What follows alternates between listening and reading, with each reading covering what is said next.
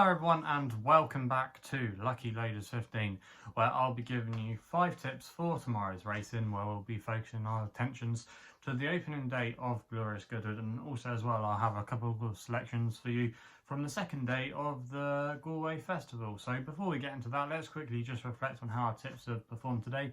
In the end, it has been a frustrating day. We knew our fate early with King Zayn Air was well beaten, went out like a light, and he was just not able to capitalise with the allowance today. Looked well treated on paper, but clearly he's nowhere near that rating, and the handicapper is going to have to help him if he's going to bounce back to form. Very disappointing with him. Royal Illusion was my long shot of the day, advertised at I think it was 22 to 1 in the end, with 6 places. Was quite weak in the market all day, and actually in the race I thought she ran a gallant one. She performed with credit. I thought Tom Hamilton gave her a good ride, got her into a good position to threaten for those 6 places, and was in the first 4 or 5 with half a furlong or so to go, but was just chinned on the line and finished in 7th place. And if it finished in 6th, we would have collected the place money. So that was a frustrating one there. And then my Nap Zareg, I was right about him probably needing for him to go up in trip. I don't think he's one to give up on, but Zareg, yeah, he finished in 2nd place. They did go hard early on, but Sword Beach was there at the end, and Zareg was just getting going. He wasn't the most straightforward of types. He was a little bit keen, but he was getting the hang of things. He was staying on strongly, but he just got going far too late. And I think probably if they'd gone another furlong or so, he would have picked up. But yeah, that's the way the game goes. Bit of a frustrating day today, but fingers crossed we can bounce back tomorrow, and obviously we've got a great week to look forward to. So hopefully we can have I can give you some winners for tomorrow's racing. So we're going to get into it then. First at Goodwood tomorrow is going to be where my long shot comes from of the day in the 150. I'm going to take a chance here on the rag of the field, Plantadream, for Marco Gianni, who's recently ridden out his claim, going great guns at the moment. He's riding for John Best here. Now he's going to be doing a low weight, and this horse at the current time recording was available at 33 to 1, and we're paying a mighty 7 places on this race, SkyBet are. So definitely if you're after some each way thievery, I think that's a hell of an offer there. I'm not doing any plugging for him, but I do think that that's fairly generous and a good one to take advantage of for the first race at Goodwood. But yeah, this horse, Plantadream, I think does have a good chance in this race. Now you have to look at his form overall and think, why am I putting him up? Well, I do think he's got a chance off his mark of 89. Now, he's shown a lot of his best form on undulating downhill tracks. He's put in some good performances in the past here at Goodwood. In fact, on his only run here at Goodwood, he finished in 2nd place off a mark £3 higher for a rating of 92. He's also as well run well at Epsom in the past. He ran well there on Derby Day, just closed in at the end. I think he just needs a fast, strong run race on a downhill track, and I think he's going to get that tomorrow. And under low weight there by Marco Gianni, I think he's got a chance. He's got a good draw as well tomorrow. He's going to be towards the inside, still 4. I do think there's going to be a lot of pace on in here. And to be honest, a lot of the horses at the top of the betting, I didn't think they were unexposed types at all. I could see why David Manusier's horse has been backed into favouritism, but yeah, a lot of the ones at the top of the market, I couldn't really get my head round. So I thought I'd take a chance here on the rag of the field. He can handle a bit of cat in the ground as well. He finished 5th at York in a decent handicap towards the end of last season. He's still quite lightly raced. We haven't got to the bottom of this horse, and I think he is capable of running a big race here. And I just think it's 33 to 1. I'm willing to take a chance on him as my long shot of the day. So that's why Plantadream is going to be my first tip of the day in the 150 at Goodwood. We then go to the Nap Goodwood, staying there for the 3 o'clock, where we're going for the Group 2 Lennox Stakes. I thought Creative Force here could be the one for James Doyle and Charlie Appleby. At the current time recording was available at 3 to 1. I'm going to recommend a 1-point win bet here.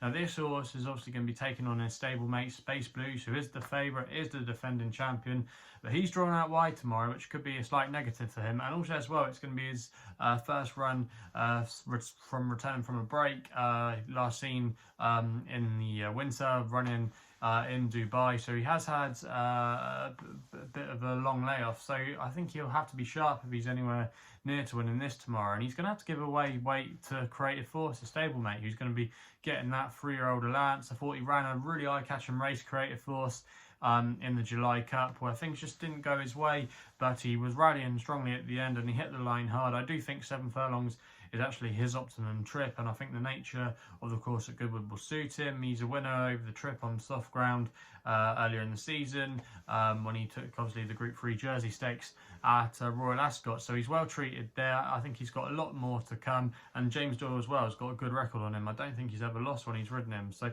yeah, I think there's a lot in the favour tomorrow of Creative Force. There are a few old boys in here that maybe could pop up at a big price, but I do think Creative Force should be favourite, and I think he could go off favourite tomorrow.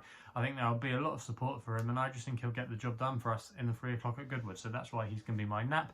We then stay at Goodwood, where we go to the last race, the 550, a fillies handicap. I'm going with an extra tip here, where I'm going with a horse called Lovely Breeze for William Buick and Hugo Palmer. Currently available at time recording of 7-2. I'm going to recommend a 1-point win bet here. Now this horse is going to be reopposing an old rival called Gelhorn, who they met, or who she met last time when she ran at Newmarket. She was staying on quite strongly that day, but the winner got first run. But now our selection is going to be treated treated now at the weights, as she's going to be receiving more weight than their previous outing, so that's going to be in her favour. And also as well, the winner's got to prove herself on soft ground, and Lovely Breeze I think will be able to handle the conditions tomorrow. She's actually a half sister, you might remember, to Powerful Breeze, who I thought was going to be a juvenile or a 3-year-old to follow last season. Obviously she had those setbacks and we never really saw her running the Guineas or anything like that at all, but I do think she'll handle the conditions because she was able to, and some of the relations in the pedigree have handled ease in the ground. She looks like she could still be better than the mark of 82 in my opinion. I think she'll be doing all her work, her best work late on. She's got a nice low weight as well, and I do think that Powerful Breeze has a really good chance in the 550 at Goodwood. We then hop over the RSC for a couple of tips at the Galway Festival. We go to the 6:45, where I'm going to go with my horse here called Baseman for Colin Keane and well, this is going to be my next best, currently available at time recording at 3-1. And this horse I think has got a good chance tomorrow, running in his handicap debut off a mark of 90. Now last time we saw him, he won at Limerick, where the races have not worked out too well, but he beat some nice types there and he did it really impressively, and I think there's more to come for him. And he's the kind of horse that Dermot Weld does well with, the improving sorts, that he doesn't go straight in the deep end with them, he takes their time, and I think this horse just fits all the trademarks there. Dermot Weld's team have been in good form already at Galway. They had a winner today, so obviously the yard are going well, and this horse has got a good draw to capitalise from tomorrow as well in Still One.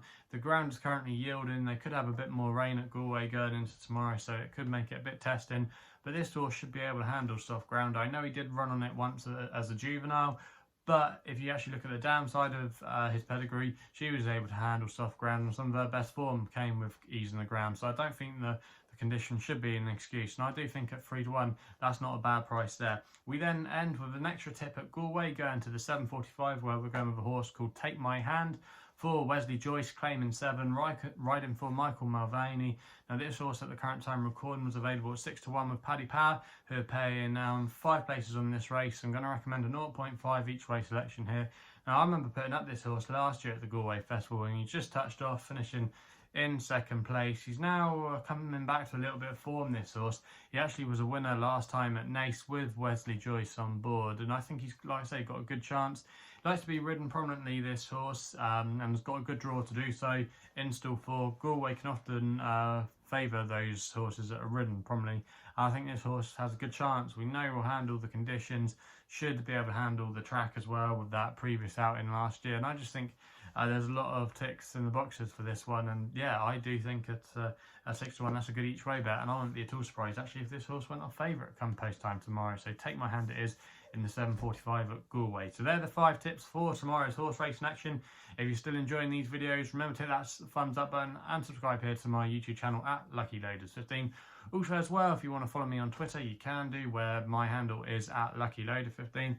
And if you want to find out a little bit more about myself, my website address is www.chrisloaderracing.co.uk. So please gamble responsibly. Hopefully we can have someone for you tomorrow, and we'll be seeing you soon.